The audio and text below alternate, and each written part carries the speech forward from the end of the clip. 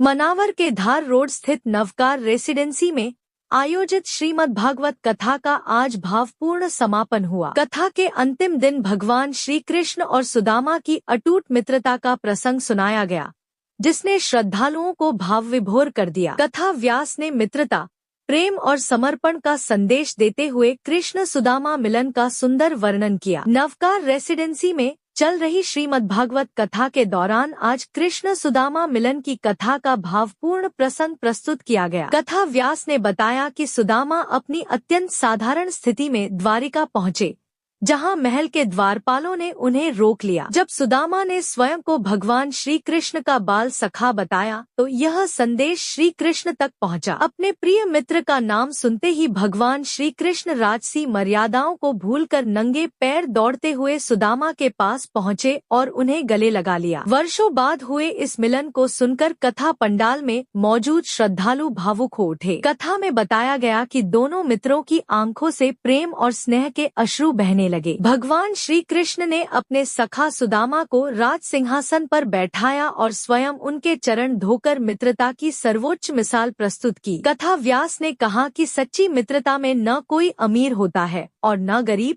न कोई बड़ा और न छोटा। मित्रता का आधार केवल प्रेम, विश्वास और समर्पण होता है। कथा के समापन अवसर पर बड़ी संख्या में श्रद्धालु उपस्थित रहे। धार्मिक वातावरण के बीच भजन कीर्तन और कथा श्रवण का क्रम जारी रहा। कार्यक्रम के अंत में नवकार कॉलोनी मंदिर समिति के सभी सदस्यों ने श्रद्धालुओं, कथा व्यास और सहयोगकर्ताओं का आभार व्यक्त किया। कृष्ण सुदामा मिलन का यह प्रेरणादायी प्रसंग श्रद्धालुओं को मित्रता, प्रेम और मानवता का संदेश देकर गया। JTV न्यूज के लिए मनावर से कौशिक पंडित की रिपोर्ट।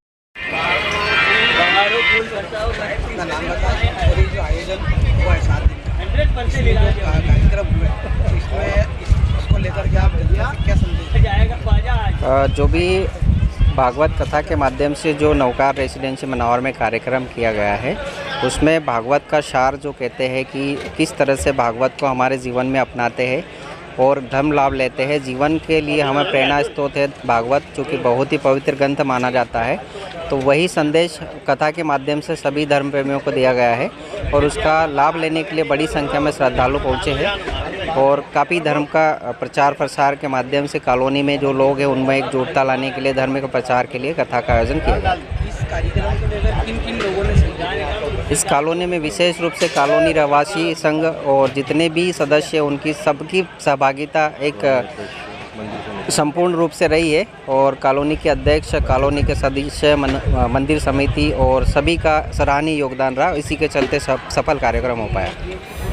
ये अपना नाम बताएं और ये जो 7 दिन भागवत कथा का जो आयोजन हुआ है, इसमें क्या क्या कार्यक्रम हुआ? जय श्री कृष्णा। जिस तरीके से समाज को उत्थान के लिए हर हिंदू वर्ग अपने अपने हिसाब से धर्म का लाभ लेता है, इसी तरीके से नवकार रेसिडेंसी मनावर में भी हम लोगों का यह द्वितीय वर्ष था, जिसमें कि हमारे भगवान श्री हनुमान जी दादा और नवकारेश्वर महादेव का पाठोत्सव, प्रथम पाठोत्सव मनाया गया, जिसमें कि हम लोगों ने सर्वप्रथम इस वर्ष भी कार्यक्रम को बहुत अच्छे तरीके से करने के लिए सबसे पहले हम लोगों ने कथा की प्लानिंग करने के बाद में सबसे पहले हम लोगों ने कलश यात्रा का निकाली।